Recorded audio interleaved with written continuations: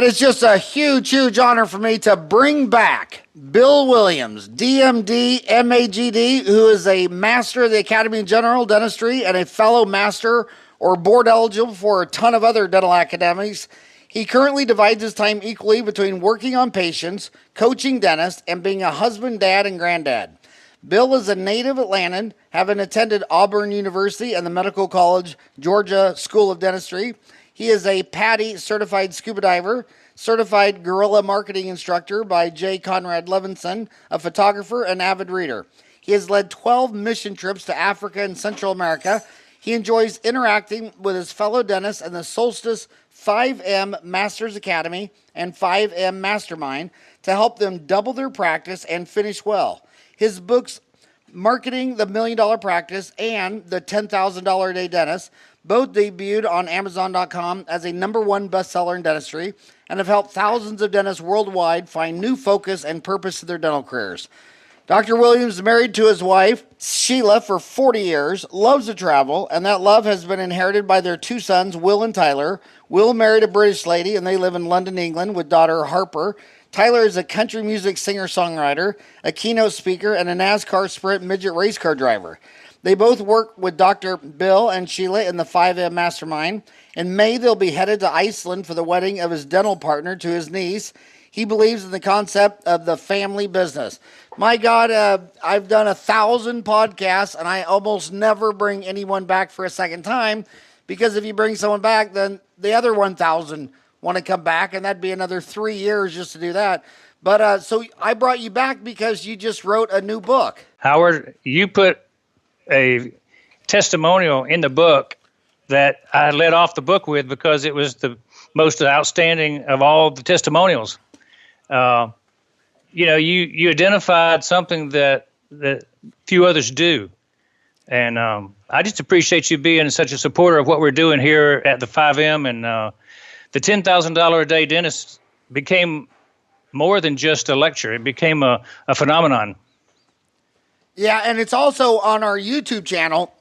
I think it's the most viewed YouTube channel. I think we have more views on you with that than Carl Misch on implant dentistry or Gordon Christian on dental materials. So kudos to you.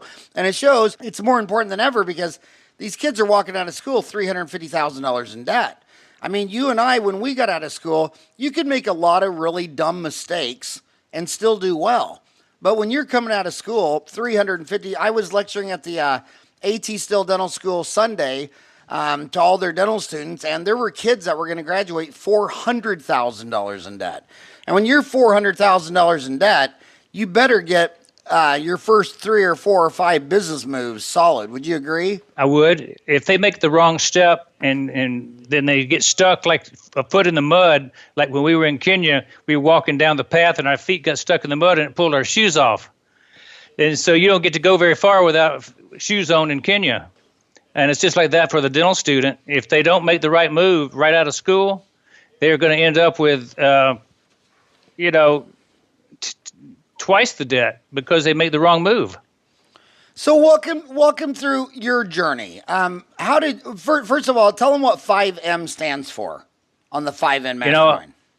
I grew my practice from 0 to 5 million in 10 years, and I figured that I wanted to have something that was a catchphrase to get people interested in what I'm doing, and so I just stuck 5 million on the front of it.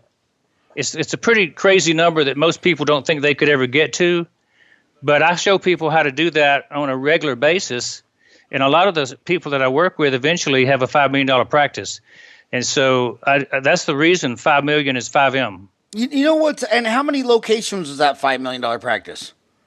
Just one. Just one office. I know. I always hear these. Almost every time I go to dental school, there's some ambitious kids, and I say, well, what's your goal? And then they go, 5-10 years out of school, I'd like to own 5 offices. And I'm like, well, why would you want 5 offices doing $1 million a year when you could have one office doing $5 million? I mean, it's a bizarre goal to say you want 5 offices. I mean, you did 5. The concept is the 5 offices have 5 overheads and 5 staffs. I would rather deal with 1 staff and 1 overhead.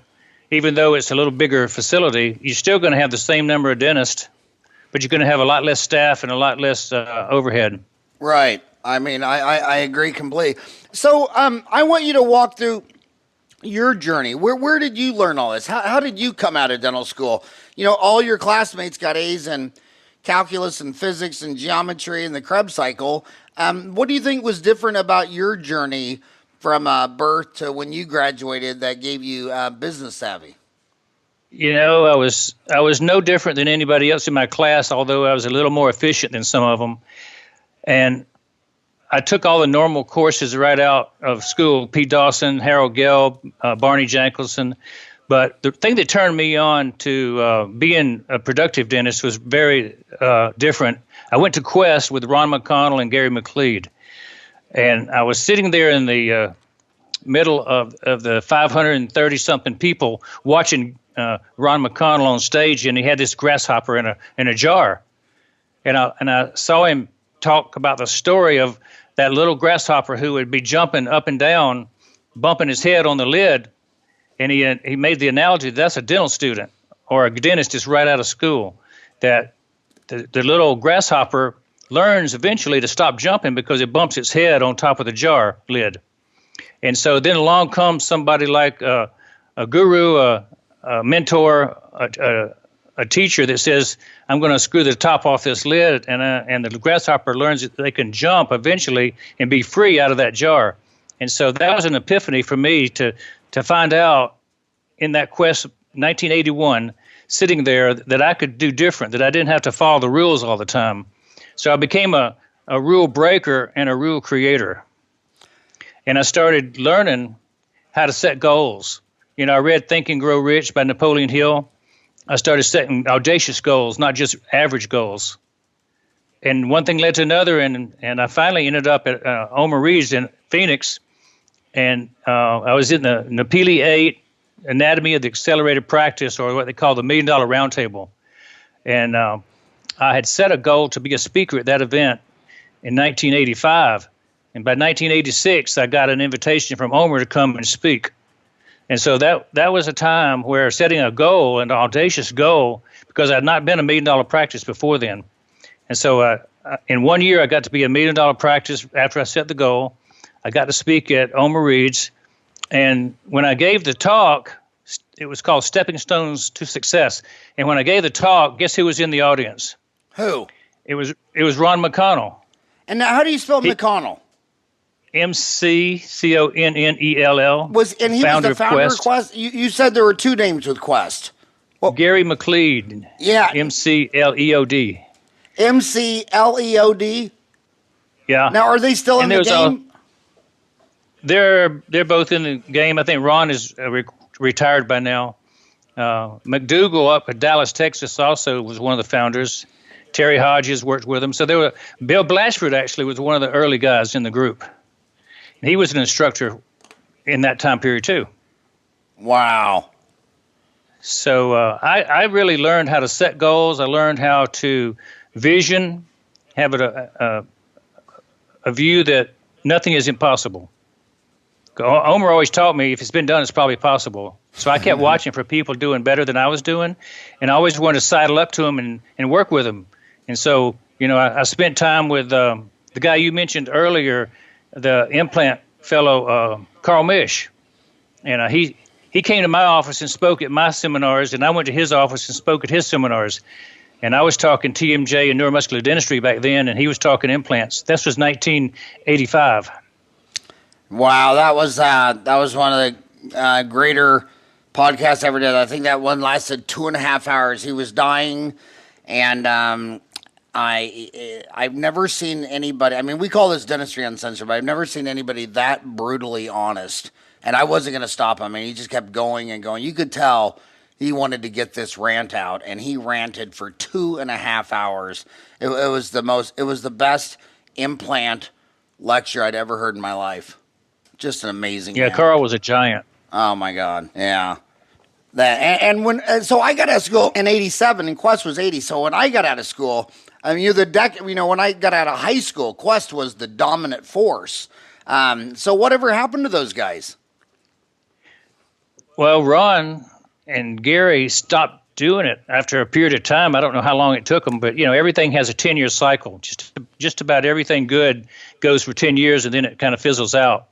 And so Quest finally stopped, and some of the guys who were in the group with us became people who took things farther forward, like Paul Bass.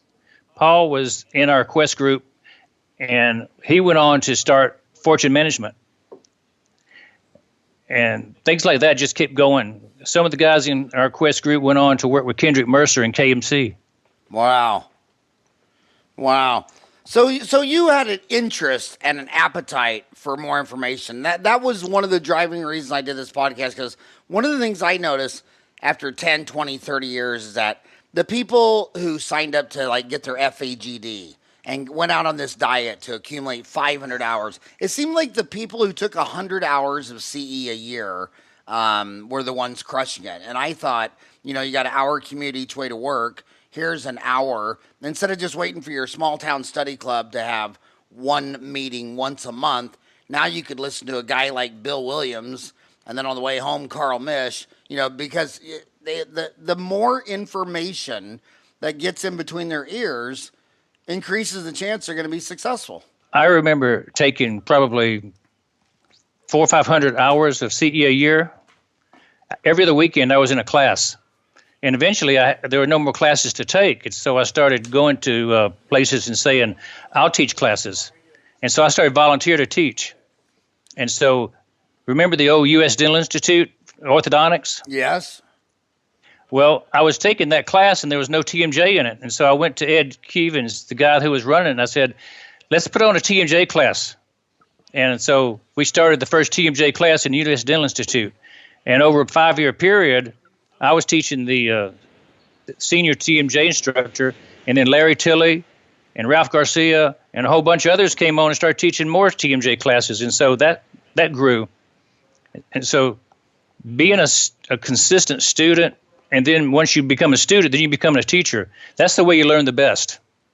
You do one, you teach one. So tell us about your new book.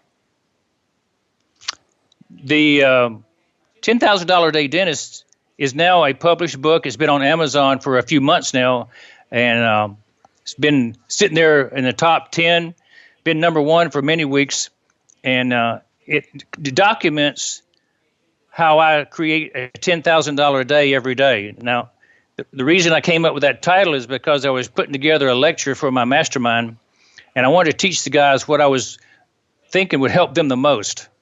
And so I put together the lecture, and I came up with 50 ways to become a $10,000 a day dentist.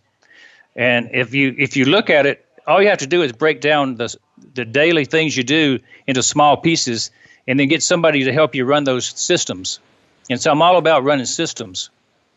After I taught the class, everybody in the group started doing $10,000 a day, some of them every day of the week that they worked, not just once in a while. And so I thought that was such a powerful concept that I turned it into the book. And not only did I just put 50 things in a book, I wove a story around 5 dentists that I met along the way. And I gave the book a hero called Alex Middleton. Dr. Middleton is the dentist who kind of is the guru or guide to 5 different dentists. Each of the dentists has a certain place in the dental factory, you might say. Some are young, some are old, some are more service-oriented, some are what I call gunners. And so I tried to approach every style of dentist out there so it would make it interesting for a dentist to read this thing and understand that he's talking to me. So I wanted to reach the dentist out there with a believable story that they all could become $10,000 a day dentists, not just the super guys who do, 10 implants and things like that. Well, actually, Alex is actually identified at the end of the book. And so Alex is actually the author of the book. So Alex is this guy. Really? So I start off the book talking about Alex and how he interacts with all these dentists. But in the end, I say, really, all my friends will recognize Alex as they go through the book. So talk about your journey through the dental jungle and what stepping stones to success. I started out in a practice in Stone Mountain, Georgia, and I was teaching didactic dentistry, TMJ, neuromuscular dentistry, reconstruction, and orthodontics. I was practicing 4 or 5 days a week, and I started building, and I went to Quest, and I went from being an average dentist to being a fantastic dentist in terms of growth, because Quest really set me free. And I talked about earlier the grasshopper that got let out of the jar, and that was me. Once I saw that there was a need to work with practice management and marketing and build your team and do communication and leadership, I saw a whole new side of dentistry that I didn't see before. I was technically good already from all the training, but I didn't know how to market myself and manage the team. And so by going to practice management classes, then I just started growing tremendously. And so we built about a 12-operatory, 8,000 square foot building. We call it the Quest 18-wheeler back then. And we ran that thing for 23 years in Stone Mountain. Once I got to the point where that area started to turn downhill, though I sold the practice and moved. And so that was like the tale of two different practices. The first one was more of a technical growth period, but it had its faults, you know. It was just a practice that I couldn't grow beyond a certain point. I brought associates in, they'd all leave. I brought them in, they'd leave. And it was because the area was turning bad. And so I realized I needed to sell that and move to a new place and start over. And so at age 48, I started over. And at 48, usually people are thinking about how they're going to wind down. But I was starting over, and so I had a little bit of knowledge and a great location. And so I just started building it. And our second place where I went, I had 3 operatories and 3 staff members. But we grew about to $1.5 million within 3 years. And so I decided, well, we could invest a little bit more and grow bigger. And so I went on to do a 5-operatory building, and then we expanded to 10 operatories and eventually to 15 operatories in the same building. And I learned something from that, Howard. I said, if I can design a building that is expandable like an accordion, this could make sense for somebody who wants to grow to be multi-doctor practice. And so I started teaching how to become a multi-doctor practice and have multiple associates. And that's the secret to the success that I've had, is that I can't do with my own hands up to $2 or $3 million. That's all I could possibly do. But if I had associates, I could add on. Each associate's going to be easily capable of doing $1 million if you market right and train them upright. And so that's kind of been my process over the years, is to develop myself to my maximum and then find the associate who wants to grow and do the same thing. And how long did you keep your average associate? I think the best ones stay around 10 years. Right. Most of them don't stay longer than that. I've had a few that were 4 or 5. 1 or 2 will be one and done, but most of them will stay for 5 to 10 years. You know, it's a plague in dentistry today, where these DSOs, I mean, their average dentist stays only with them 1 or 2 years. And it's no different in Wall Street. I mean, at Facebook, Apple, Amazon, Netflix, Google, Microsoft, the average millennial programmer is only staying within 1 or 2 years and they move on. Well, they're always held up with the big apple in front that you can make it big somewhere else. And it's like the way to get a raise is to go somewhere else. Talent moves. Hey, I want to back you up just a little bit. You were big into neuromuscular, taught orthodontics. Dr. Bernard Jenkelson was the founder. He's born in South Africa. He lived in Saskatchewan, Canada, went to University of Oregon. But to this day, you don't see really schisms of camps in like endodontist or pediatric dentistry. I mean, everybody agrees on at least the 80-20 rule. Why is there such a schism in neuromuscular dentistry versus, what would you call the other TMJ camp? Dawson, it's just CR, Dawson. As a joint-dominated position more than it is a muscular-generated. Yeah, but what the neuromuscular camp? Okay, the neuromuscular camp is Dr. Bernard Jenkelson. So neuromuscular dentistry. What would you call the other camp? What would you call Dawson's camp? It used to be called CR, wherever they wanted to find CR. Yeah, so CR. So it's kind of unique in occlusion that you have these 2 major religions. I mean, it's like, you have 2 different religions, like Buddhists and Hindus and occlusion. And then all the other specialties is pretty much all Buddhist. What do you agree with that assessment or not really? I do. I used to go up to Chicago back in the day when I was teaching a lot of TMJ, and we would have the Galactic Mandibular Wars. And that would mean that we would have the neuromuscular dentistry on one corner, we'd have the CR guys in the other corner, and they would debate each other and throw rocks across the room to see if they could hit each other in the head. Did you bring a lightsaber? Yeah. But what is my friend Larry Tilley actually started the TMJ Alliance, which was a group of dentists who came together like the United States. There were a lot of factions of TMJ groups that aligned together on the side against those who would not accept neuromuscular dentistry. So the TMJ Alliance had like 5 or 10 different big organizations to line up and try to understand how we could all coexist together. It was almost like the United Nations of dentistry.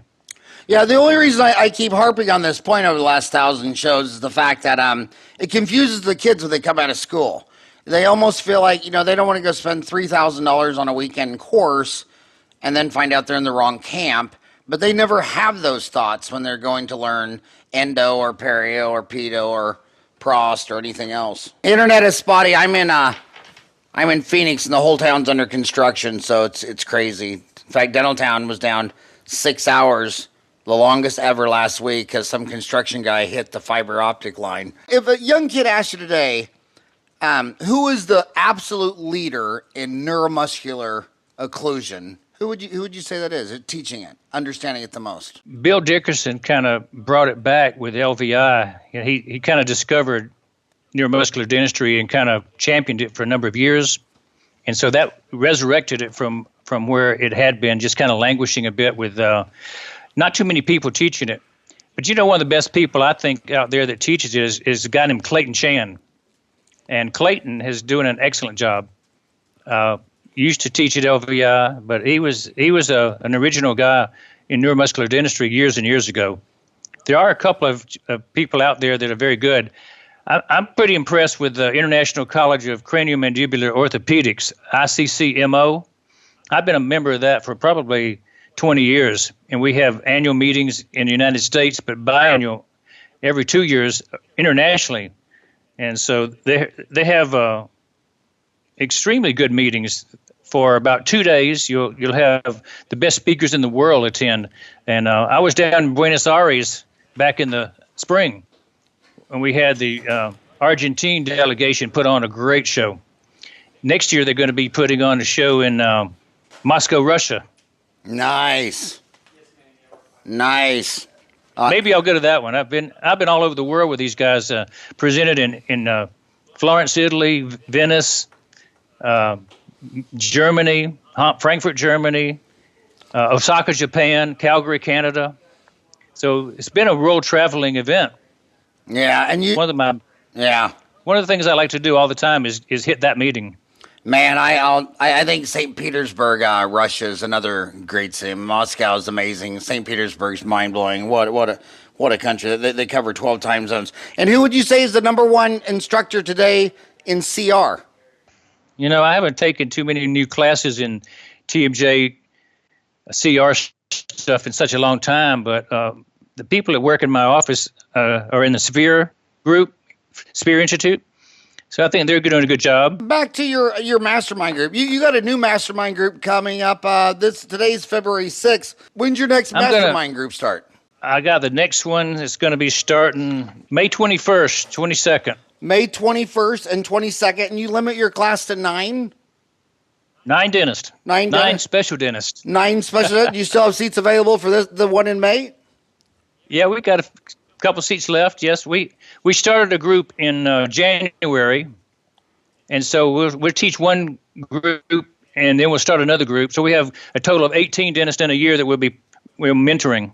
Yeah, and so we got one full group already. We got another group building right now. And what are these? Are these kids that just got out of school that want to get on the right foot? Are they guys in the middle, plateaued and stuck? Are they guys at the end saying, I love the way how you talk about, what do you call it, retire well? Finish well. Finish well. So is it more starters, stuck in the middle, or trying to finish well? I would say it's definitely finish well is number one. Stuck in the middle is number two. A lot of guys are doing very well when they come to us, but they take off and do a lot better once they're with us. So that's the people who do the best. Practice with a really good dentist who wants to do better really, really zooms further in our program. A guy that's struggling and not having a very successful practice has so many things to overcome that they aren't quite as effectively going to grow.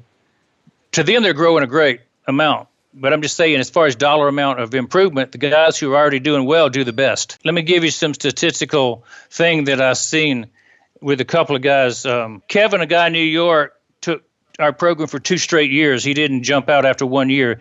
And he was averaging $10,000 every day after a few months with us. And now he's doing 15 a day on a regular basis. A guy named Brad in Oregon grew $450,000 his first year, and he did $778,000 his second year, and he was only with us 1 year. So he grew twice as much almost the second year as he did the first year. And a guy in Arizona there went from 1 million to 1.8 million. He's averaging 150 a month, whereas before he was right at 100 a month. Mark in Texas averaged 15,000 every day since he took our class just about 30 days ago. We're having immediate impact once we teach them a couple of our nuggets. You know, I basically teach them what's in the $10,000 a day book, but I give it to them in a different way, I guess, when they're in the mastermind. And we have an accountability built into it to where the guys call each other up during the week. And so they'll have a mentor that's with them, not just once a month or once a quarter, but every day, every week. So so you said your most popular customer to your mastermind group is the Finish Well group, but the one that you help the most is the one stuck in the middle. I think the one that grows the most is the Finish Well group because they are more focused. The ones that are harder to help are the ones that are stuck in the middle because they have so many problems. They're harder to help. I mean, we're usually talking staff problems when we're talking stuck in the middle too, Howard. That usually is what keeps most dentists from being very prosperous. Now, you say stuck in the middle because your son is a country singer, songwriter, and Stuck in the Middle with You by Bob Dylan, who got a Nobel Prize in what? Literature? Literature. My God, that was that came out of left field. That's one of my favorite songs, "Stuck in the Middle of You" by Bob Dylan. That is an amazing song. But so the stuck in the middle is harder to help. Why are they? Why are they stuck and why are they hard to help? A lot of them have made some bad decisions along the way, and they have to start over. So I relate to those guys because I started over. You mean sell the practice and move and go somewhere else? Some of them are in the they got skills, but they don't have a population to work on. They're starting over, literally. Yeah, I've had several conversations with dentists, literally in tears, because they were born and raised in a town of 5,000. The company factory was shut down. They're telling me all these scenarios, and I'm like, dude, business in 3 words is supply and demand. You don't have a demand for you. You have to leave. And then they get all emotional. I can't leave. I was born here. My wife's born here. And I'm like, my ancestors came from Ireland. I mean, sometimes you just got to move to do what's best. And I mean, it's not like you have to move back to China. You can just move maybe an hour up the street. One of the sad things that I see, Howard, is that dentists are taught by some guru out there that they can be special. And then they will get big-headed and think, well, I'm going to go be special in a big town. And so they move from their small town to a big town, and they sit up in the middle of about 85 other dentists. And they think that their special training is going to make them very popular. And it really doesn't ever turn out that way very often. They become another small fish in a big town. And they would be better off staying in a rural or a suburban practice than trying to get into the middle of the most ritzy zone of the city. So you're saying demographics matter? It matters a lot. I mean, the more successful dentists are typically going to be those who are on the periphery, not down in the center of all the wealth. Yeah, and when people, Americans are emotional. They believe if you build it, they will come. I tell them that's a Disney movie. And when they say, I don't care about demographics, I want to live here, and I say, well, if you don't care about demographics, go to Somalia, go to Ethiopia. I mean, if it doesn't matter, just go to Somalia and you're going to crush it. I mean, I've been in Somalia, Ethiopia, Tanzania, South Africa. I mean, demographics matter, and I take it serious as a heart attack. Is there anybody you recommend for demographics? No, I don't really get into that too much, Howard. I wouldn't want to be putting out any names for demographics. I pretty much did my own demographic work to figure out where I wanted to go, and I took all the information from the banks, and I looked at what they look at. But I pretty much only stay in one place, so I don't really look for too much in the way of who to tell me where to go. So did I ever tell you about my demographic story? Tell me. I was a senior in dental school, and no, it was a junior in dental school. So I wrote the Department of Education. I'm Department of Economic Security in Washington, D.C., asked them what their job forecasts were for the country. They sent me back this really nice, this is back in snail mail where, it was, 2 weeks each way. And they sent me back this report. They said that they thought between, when I wrote it, from 85 to 2000, the United States to create 30 million jobs, and half of them would be in 5 cities, Boston, Tampa, Phoenix, Orange County, and Silicon Valley. And being a little boy from Kansas, I didn't want to live in the snow in Boston. I didn't like the insects in Florida. And I thought everybody in California was a granola head weirdo, and I didn't want to raise a family there. So that left Phoenix. So I wrote Phoenix Economic Security. They sent me the same reports. And I got a 6 foot by 4 foot map of Phoenix. I traced out the 303 census tracts. We didn't have computers. We had index cards. I made 303 index cards. On each one, I just said, how many? I wrote the Board of Dental and got a list of all the dentists from the Arizona State Board of Dental Examiners. And for each of those little squares that I traced out on the map, on the index card, is what was the dentist to population ratio, what was the median household income, and what was the percent change of population growth from 70 to 80 to the 85 mini census. And on those 3 variables, I picked 2. The best one was in North Scottsdale, but they were rich people. So I gave that to my classmate, Steve Hayes, and he went there and just crushed it. And then I took the second one. I wanted to go into Phoenix because I know I'm not the type of guy that's going to go in there and fit in Beverly Hills. I'm a hillbilly from Kansas, born in a barn with the door open. So I wanted to go to Phoenix. And so I went to Phoenix and just crushed it. I mean, when demographics and then all these people always told me, they still tell me this day in Phoenix. They say, well, Howard, you're lucky because you set up and all it took you through. Lucky? I'm pretty sure I moved 1,000 miles for that luck. Born and raised in Wichita, Kansas, dental school, Kansas City, Kansas. And I'm lucky because I spent half a year picking my location. And now these kids come out of school and they're millennials, and it's just crazy. I mean, we still don't have a dentist 40 miles away in Eloy. When you drive from Phoenix to LA at the Arizona-California line, Blythe, there's no dentist. They don't even have one. I mean, you could work Monday through Thursday, 4 10-hour days. Then at night, one weekend, you could just drive 4 hours and you'd be in the ocean in LA in a condo. Or you could drive 4 hours the other way, Friday, Saturday, Sunday, and crush it in Scottsdale. But they want to live in Scottsdale. And they want to practice on the beach looking out at the ocean. And they set up these $1 million practices in an area where there's a dentist for every 350 people. And then they're just confused their whole life why they're not special. Well, I agree with that. That's what I'm teaching the guys. Just go find the demographic place that's underserved, and you will be more powerful. Your ability can change overnight when you can see 30 or 40 people, whereas you see 5 or 10 people in a month, new patients. Totally different. So you talk about 50 ways to create the perfect day. Talk about some of those 50 ways to create a perfect day. It starts out really with what I call the 5 truths, Howard, and I kind of break them down as 10 each of the 5 truths. And mindset encompasses one of those truths. And under mindset, you've got certain things that you have to believe in, and you have to get your team to accept. And so For instance, one of them is 100% readiness. I love that one because it sets my day up perfectly every day. I want my team ready for me when I walk in the door. I want my patient ready for me when I walk in the door. I want the patient ready to accept the treatment that we're going to plan to do that day before I walk in the room, and we don't have to discuss it. And so we have all this concept built around readiness. And if I'm ready to work, that means I really want to work. And so I work hard all day long on people who want what I'm doing. There's no discussion. It's like it's nirvana for a dentist to go in and just do what he does. That's all we want to do is do what we do.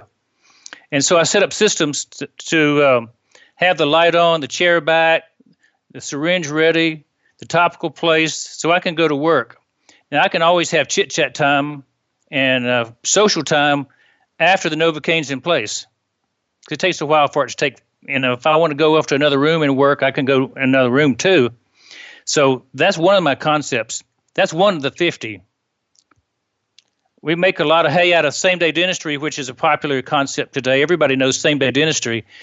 In the days of Stone Mountain, I was always doing 10% more dentistry than I booked every day.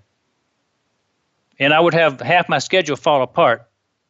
And that was one reason I left the town down there in Stone Mountain, because half the people wouldn't show up for their appointments. And so it was hard to make my daily goal down there. But up here in Swanee, where I live now, people basically keep their appointments. And so I'm doing 30 to 50% more than my scheduled appointments every day. So my goal, Howard, is to always schedule to goal. That's one of the 50 ideas to be a productive dentist. Schedule your goal. So your goal might be 5,000 a day, it might be 10,000 a day, it might be more. So I said, okay, my goal is 10,000 a day, and if you'll put that on my schedule, I'll do it. And it got to be that was easy to do.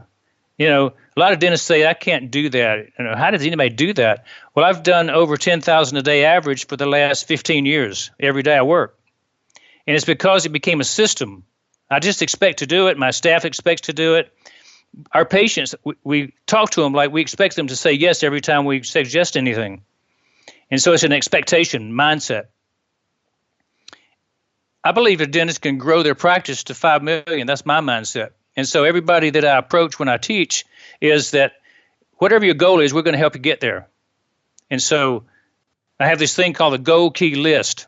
And the goal key list is a list of 100 things I did to go from 0 to 5 million. And so I said, if you just start at the first point on the list and do everything on the list, by the time you finish the list, you'll have whatever size practice you want. $1 million practice, a $2 million practice, a $3 million, because it's all spelled out. All you have to do is follow the steps, stepping stones to success.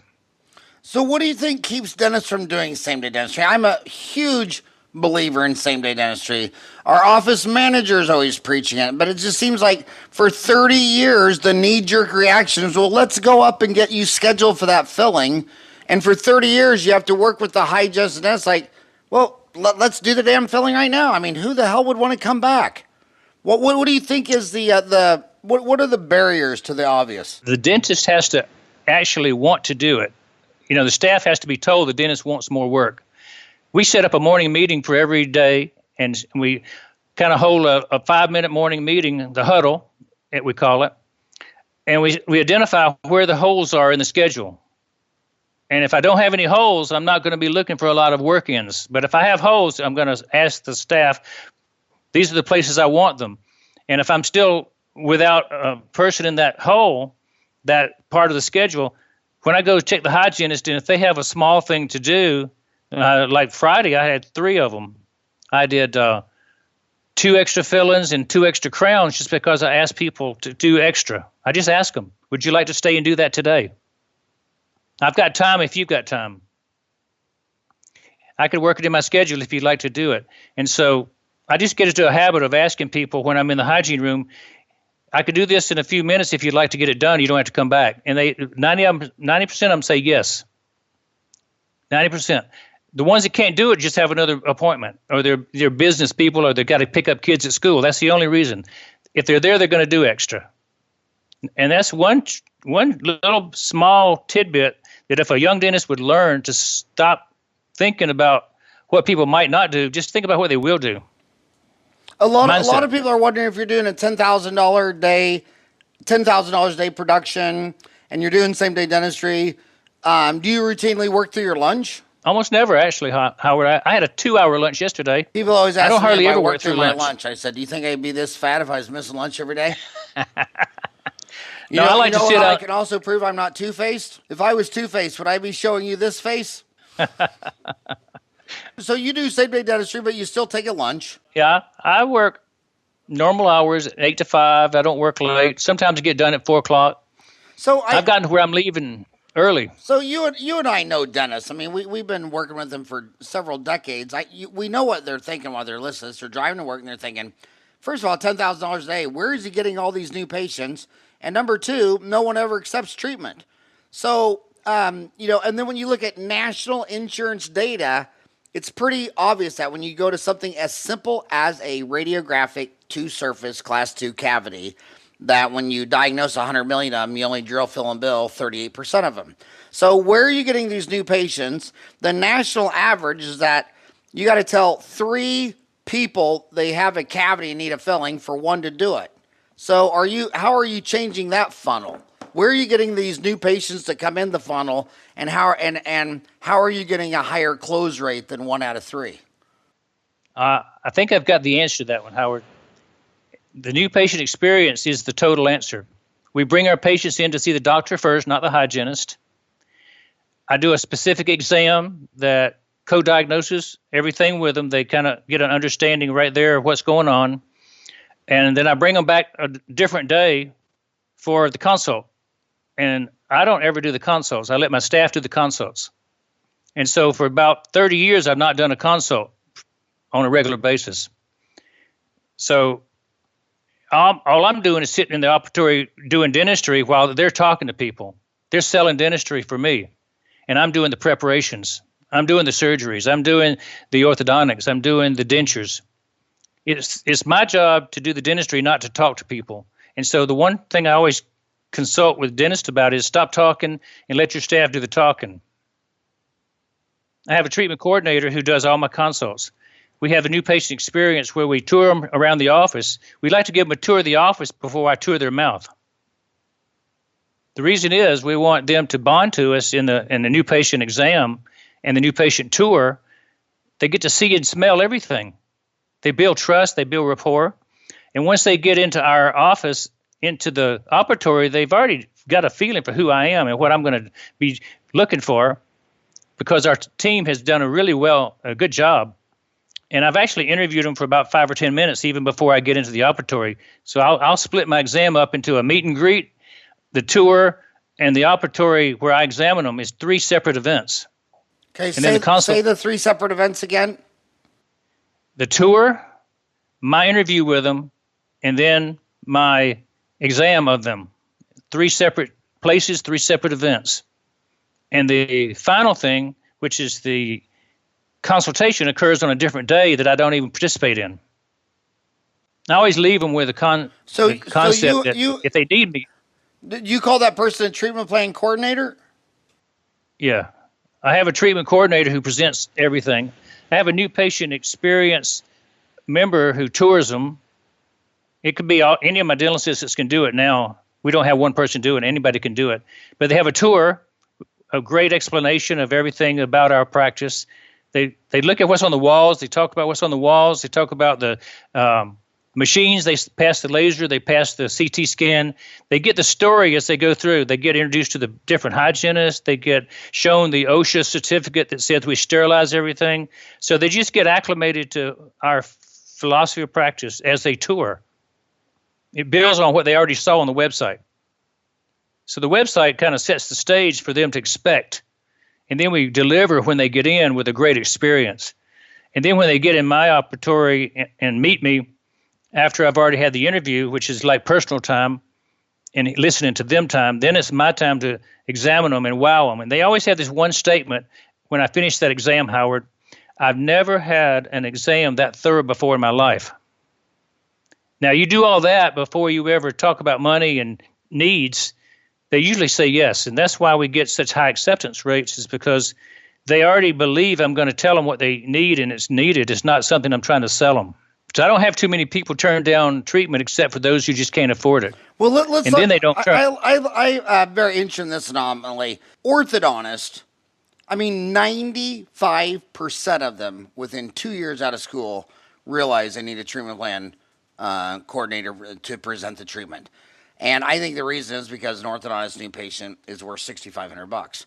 The dentist, I don't even think 10%. What percent of dentists you think have a treatment plan coordinator? Not too many. I mean, most people have a front desk person or two, an insurance person and a receptionist. Yeah. And the dentist, I always say, do you think you could have excelled in a sales job like selling Mercedes and Lexus or private jets or luxury real estate? It's like, okay, so your skill set to get A's in calculus and physics and geometry, nobody would hire you to sell luxury homes. You would not make it in real estate, but you think that that's selling. And then they even admit that they don't like the word selling. They think it's a 4-letter word. They think it's gross. They say, I didn't go to school to become a salesman. Okay, then why are you selling dentistry? Oh, I don't sell dentistry. Yeah, that's why you're doing $750,000 a year. And think of all the poor kids that left here with untreated decay because you couldn't even convince a kid to get a filling or convince a mom. I mean, the basics. I mean, I'm not talking about selling, I'm not talking about selling bleaching, bonding, veneers, and a bunch of exquisite dentistry. I mean, no one needs to have their teeth bleached. No one needs veneers. I'm not talking about that stuff. I'm talking about disease, removing pathology and disease and microorganisms and fungus and viruses. They can't do that. And the orthodontists get it, and the general dentists don't get it. But you get it, and that's why you're doing $10,000 a day. That's a big reason. I used to get 40 new patients a month when I was a solo dentist.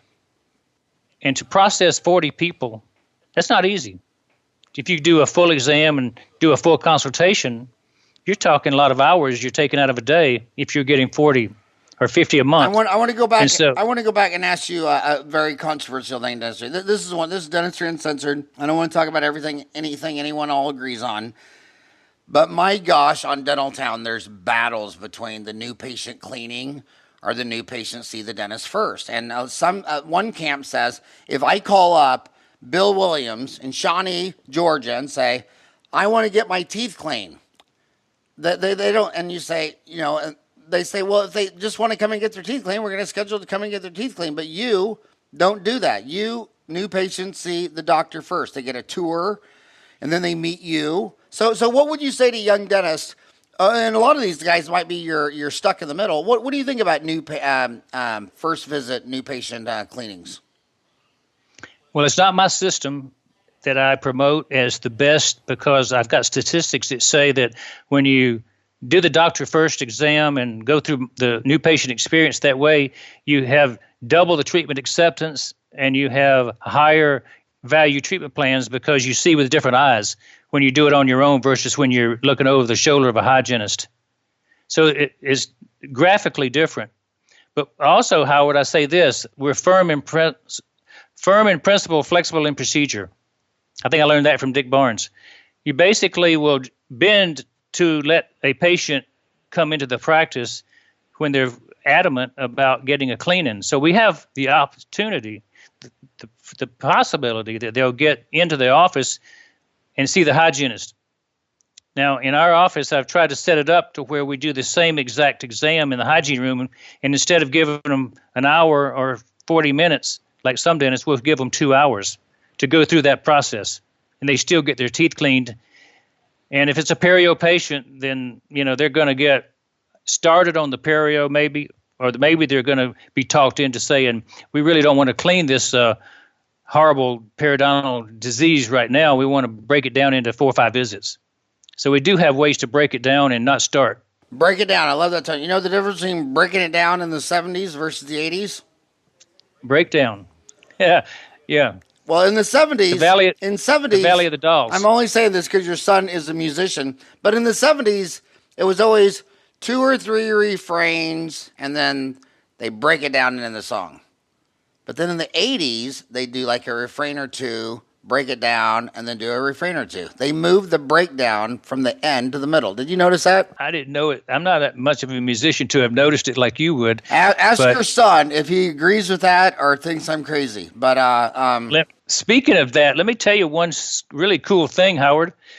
Crook and Chase is a country countdown show that's syndicated nationally, and my son was just identified as the discovery of the week last week on Crook and Chase for his new album he just produced and put out in Nashville. My gosh, my 3 favorite streets in the United States is Second Avenue on Nashville, Beale Street in Memphis, and Bourbon Street in New Orleans. And I tell dentists all the time, a lot of dentists say to me, well, I'm not a country music fan. I said, dude, everyone's a country music fan when you're downtown Nashville. So a lot of these people, the mindset of the country music is from back 50 years ago. And a lot of people say, well, I'm not big into jazz. Dude, when you're on Beale Street in Memphis, you're going to think jazz is everything. Same thing with Bourbon Street. I just love, those are just the 3 most exciting music. Well, congratulations on your son. That's got to be fun. It's called Begin. It's called Good For Me, and it's Tyler Williams live. Well, I'll tell you what you need to do? Dental Town has 250,000 dentists, and there's 50 sections: root canals, fillings, crowns. One is leisure, and then one is music. And if Pot Daddy-O went in there under music and said, this is my son's new record or album, I can't tell you how many dentists, including myself, would buy it just to support one of their homies' son who's breaking out. You need to go on there and do that, and then I'll push it out on social media too. But we got to give your son the dental mafia push. Hey, that'd be fantastic. He also teaches with me in the 5M Mastermind. He's one of my speakers. He's so good. Well, he's a Zig Ziglar trained speaker. And when you make a post, I'm sure he's got a bunch of YouTube stuff. So when you put YouTube on your YouTube, you click share, and first it shows a link, but the button next to it says embed, and that shows a code. You cut and paste that, and then on Dental Town, there's a YouTube logo. So you hit the little YouTube logo, drop the embed script, and now the YouTube video is in a message board, so they can hear his songs and all that kind of stuff like that. It's I think it'd be great marketing for him, your course, everything. I'd love to put him out there for all the dentists out there. That'd be super duper. By the way, I was going to ask you, you have a YouTube video. We should splice that into the what does finishing well mean to you? We should splice any YouTube videos you want me to send you to splice into the end of this video, this podcast. You should. Is that the only one you want me to, or are there other ones you want to add? I'll put a couple out there for you. Some email them to Ryan. Yeah, I'll do that. Yeah. Everybody be sure and watch the videos to follow the podcast, because Howard has said that they are worth gold. If you watch them, you'll make more money. I want to switch gears completely back to the finishing well. It's my experience that most dentists don't think about finishing until they're actually ready to finish. They're like 65 or 66 or 67 and say, I think it's time to sell the practice. And that's a huge mistake. You always talk about, you need to start thinking about this 5 to 10 years advance. What age do you think dentists should start thinking about finishing well? 55 is a good number. If you want to really consider 65 as a finishing day. What I found mostly in dealing with older dentists is that most of them don't retire when they think they will. They go longer. Right. And a lot of them can't retire, and that's why they go longer. Now, there's a group of us that like dentistry so well that we stay in it, and what we want to do is retire or slow down on our own terms. We enjoy what we do. We don't want to give it up, but we'd like to work like I am 2 days a week or 3 days a week. I know a lot of dentists who totally sold their practice, retired, and came back within a year. Because they didn't have enough money or bored out of their mind? Part of them were bored. Part of them wanted more money. You get used to a lifestyle and you start living off your retirement, and you quickly realize that you don't have enough to live at that same lifestyle. I set a goal 20 years ago to retire at my current lifestyle, and so I didn't give up on that. I mean, I was driven to create the practice I created and sell it when I did sell it, because I had a goal in mind. I set the goal 20 years ago. So talk about what are common mistakes and good solutions for finishing well. One of them you said is start 10 years before you want to finish. You need to start planning it out. Have your facility large enough to expand to add an associate, because that is the number one way to amass a fortune. If you want to double your ability to retire, your amount of money you have at retirement, you need to grow your practice in multiples. Your own hands get more tired, more arthritic the older you get. And so you need to bring the young hands in to expand, not you're trying to do it all yourself. And if you could say 2 dentists could produce 3 times more than 1 dentist can, that's 65 years old. 2 dentists where one guy's older but wiser and one guy that's younger and more energetic, those 2 guys are going to produce probably $3 million instead of $1 million for the senior dentist. That's going to make your practice a lot more valuable when you sell it. This may sound That's the key. This may sound out of left field, but it's really part of the retirement. A lot of the young dentists right now, like at AT Still, they're asking me, well, when I start a practice, is it dumb to rent for, from age 25 to 65 for 40 years, or should I get the land and building? And the reason that's relevant is because when you retire, if you're going to sell your practice and have this nest egg, would you sell the practice and then sign a 10-year lease to this real estate so you have a 10-year income stream? Would you sell? Let's break this down. If a dentist was going into Shawnee, would you say, dude, don't rent for 40 years, go build land and building? And then number 2, so talk about renting versus leasing, and how does that affect retirement? I've had 2 big buildings that I built, and I've had 2 leasehold spaces that I leased out from. So I think if you're young, you probably should look at leasing a space your first place. I don't think most dentists are smart enough when they get out of school to know where to go and how big to grow. So I think you ought to learn for the first 10 years how to become a dentist. And then once you learn how to really rock and roll, you ought to build a practice that's going to propel you into your retirement. And if you're smart enough to go to the place you're going to end up with, that's the smartest guy in town. The guy who moves around 3 or 4 times is going to have a lot of wasted effort. So it depends on really how wise you choose your first place. Like you chose Phoenix, and that was wise. I chose Atlanta, and that was wise, but I still chose the wrong neighborhood in my first place. And so, explain why it's the wrong neighborhood. It was because it was too poor. They say neighborhoods on a 100-year cycle. They build them, they're brand spanking new, and by 100 years, it's they're crack houses. What was wrong with your first area? Yeah, ours was a transitional neighborhood. In Atlanta, you've got a situation where the neighborhood values change dramatically as the population shifts into it. So right now in Suwanee, for instance, we're the most diverse community in America. There are more nationalities that live in Gwinnett County, Georgia, than any county in America. Asians, Hispanics, Blacks, Caucasians, Middle Europeans, Southeast Asians. So we're diverse. That wasn't the case down in South DeKalb where I was. That was homogenous. And it went from a homogenous white to a homogenous black in about a 20-year period. And so the differences in your neighborhoods make a big difference where you locate. Do you believe in the 100-year real estate cycle where, when you build new houses, those are the newest houses?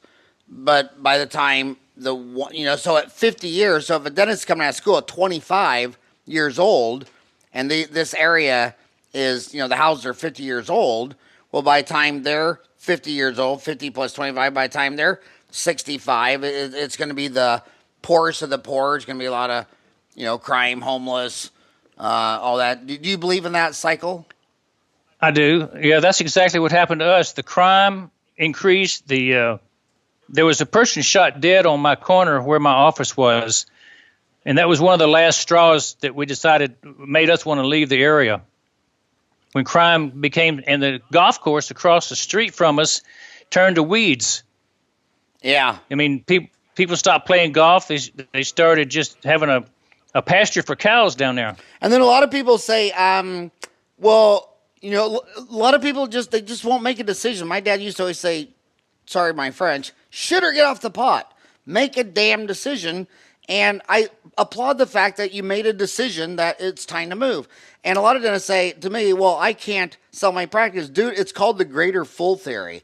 I don't care if a stock goes up 500% and you need to get out of it. Some other fool will buy it. You can sell any dental office in the world to a greater full. And so it's a greater full theory. And I applaud people who can make decisions.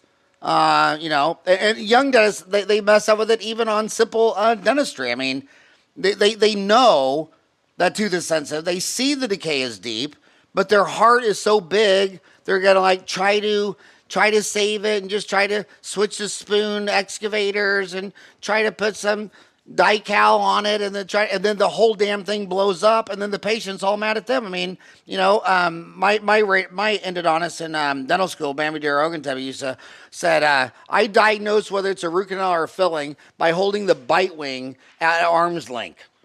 You don't sit there and get a microscope and look under this damn radiograph. If you think it's in, it's in. If you know for sure it's not, it's not. But if you're not sure and the tooth's talking at all, do definitive treatment. And it's very definitive to sit there and say, you know what, this neighborhood is now sliding on the back half of the slope, and it's time to pick up and move. How far away was Shawnee from your first location?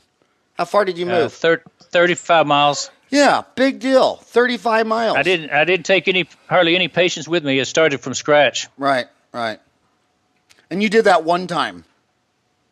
One time. Yeah, and you know what? Oh my gosh, I was 23 years in the first practice and 21 now in the second one. Oh, so you're almost in the new location. You know what yesterday was, Ryan?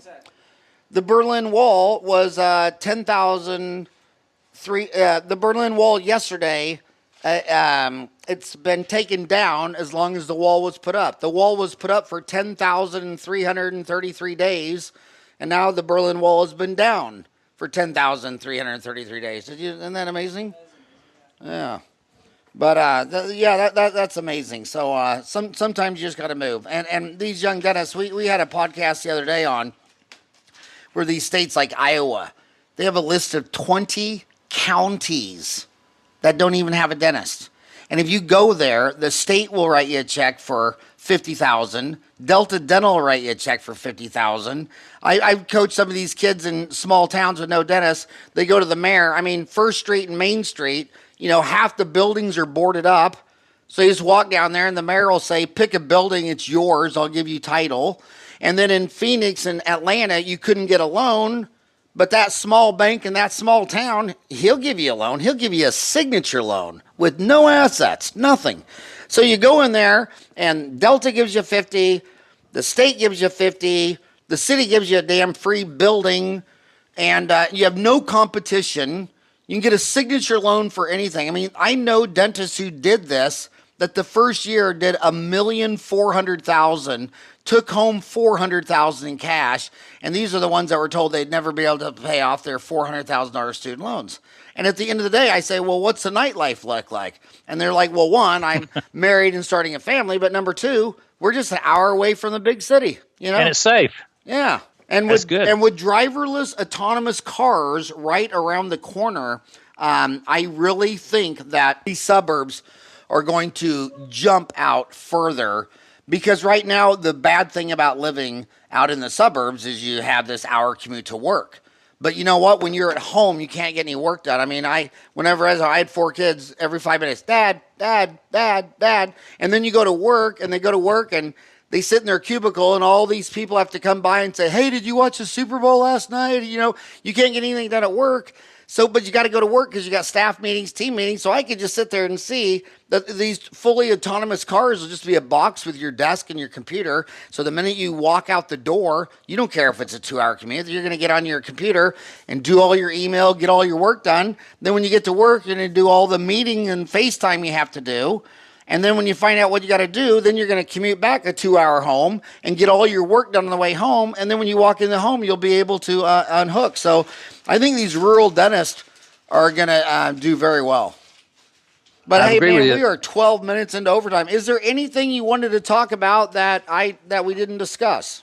Well, I think you covered everything that's important. I'd like to invite anybody that's interested in the Mastermind to contact me.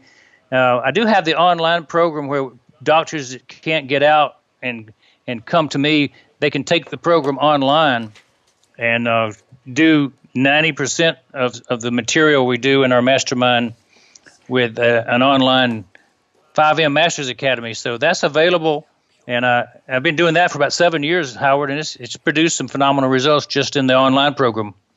And how much does the Mastermind group cost? $25,000.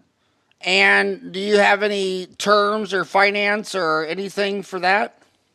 Yeah, totally available to finance it over any number of years that they want to. So we've got a finance option where people can pay $1,000 a month, $500 a month. Just depends on what they want to work out with us. We've got a plan. And what's your success rate with these 9 dentists? Oh gosh, I think the lowest is 200,000 increased. Some of them increased 700,000 in a year. So we look at our ROI as extremely good. Anybody who takes the program can't grow $500,000. I'm disappointed in them. Well, Bill, I know your generation. I mean, Bob Ibsen, a buddy of mine, he owned Denmat, he owned Rembrandt, and he would never go on Dentaltown and toot his own horn or say anything. You ought to start a thread on Dentaltown and start talking about this. That's your target market. Most dentists go home at night and they say, I just want a beer and watch ESPN. Who are these dentists that go home at night and spend 3 hours on Dentaltown? That's your cream of the crop. Why don't you go in there and talk about this on Dentaltown? Okay, I'll put is it a blog area you're talking about? No, we have blogs, but I would just go to the message board under practice management. Okay, I'll put in a message board today, and I'll start a thread and see where it takes us. Yeah, and if you're shy and humble, just say, you know what you ought to do is you ought to post your podcast. You did with me. You ought to start a thread and said, did you see my podcast with Howard? And I just did a second one with him, and he told me I should get on here and talk about that. And the other reason I think you should do it is they're already talking about your Mastermind. Look at all these different threads. If you just go to Dentaltown and do a search for Mastermind, they're already talking all about it. So get on there and start a thread about your $10,000 a day deal. And then you can actually drop the YouTube video in there. So just go to YouTube, put share, and there's the code. You drop it in the YouTube button and drop the video in there, and then tell them you're starting another group. And it's May, what did you say it was? May 21st and 22nd? 21, 22. Yeah, May, October, January will be the next group. So 2 days in Atlanta.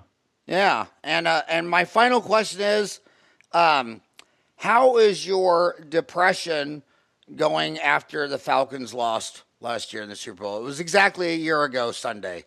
Are you still in therapy?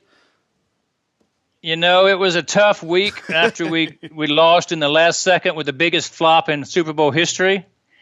But I'm so glad that Tom Brady fell on his face this time. Oh, my God, I was rooting for the Eagles so bad. Howard Goldstein, who's in charge of the message boards at Online CE, he's born and raised out there in Philadelphia, and he's the biggest. He said he finally completed his sports bucket list. The Eagles won the Super Bowl. That was, I swear to God, that was, I think, one of the greatest games ever. I can't remember a game like that. It was a replay, an instant replay almost of Atlanta. But thank goodness the Eagles came out ahead. Yeah. Those birds flew higher. Oh, my gosh, that was a great game. If they could only be, whenever a football game comes down to the last minute, that's all you want. You just want it to be a game till the very end. It came down to the last throw of the game. Yeah, I know. Amazing. I know. Well, hey, I want to thank you for all that you've done for dentistry. I want to thank you for coming back on the show a second time. It's an honor. You and I both know that dental schools, they teach way too much calculus and physics and geometry, and they don't teach anything about HR, treatment plan presentation. They get out of school, they don't know basic business. It's all about leadership, communication, practice management skills. If you want to be a good dentist, you got to major in those areas, not just technical. Absolutely. Okay, and on that note, I hope you have a rocking hot day.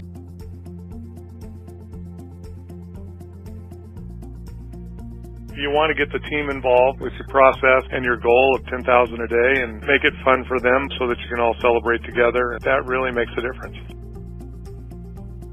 He wants you to improve other parts of your life as well as just being a dentist. He doesn't just focus in on the practice. He tries to help you see that you need to read other things. You need to be paying attention to your family and your health. We talk about that in the Mastermind group.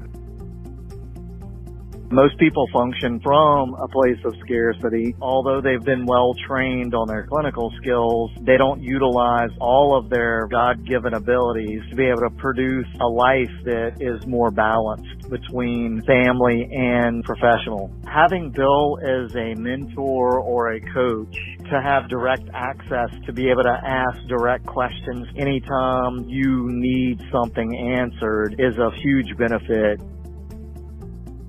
He has modules that you can use online to learn certain areas. What I get the most out of is when I go right to his home and we're part of a mastermind group, you'll sit in front of everybody and explain how you're doing, and then he'll help you diagnose what you can do differently to make it better. He has a concept on being a $10,000 a day dentist. Now I'm a $15,000 a day dentist just from getting the idea from him and all the little nuts and bolts and how to implement it. Any investment in any type of knowledge that can increase your income and increase your livelihood and give you a better lifestyle, even a more balanced lifestyle, is something that you should always invest your time and energy on. He wants you to get out in the community and help other people to do what they're interested in as well. It's like a cycle. You help other people, they help you. It's important in any aspect of your life to do what you believe.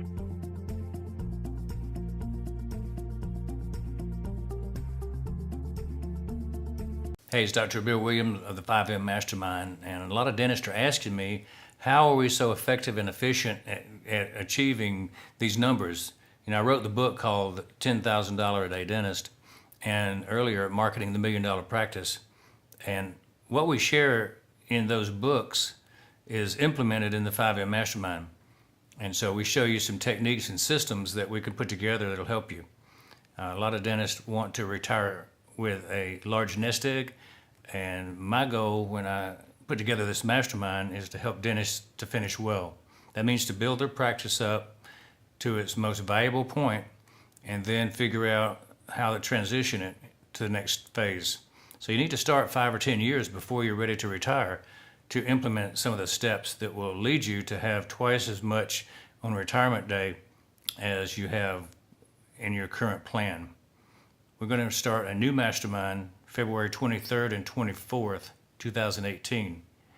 Our group is limited to 9 dentists, so if you'd like to be in that group, apply online today. We'll see you soon. Thank you.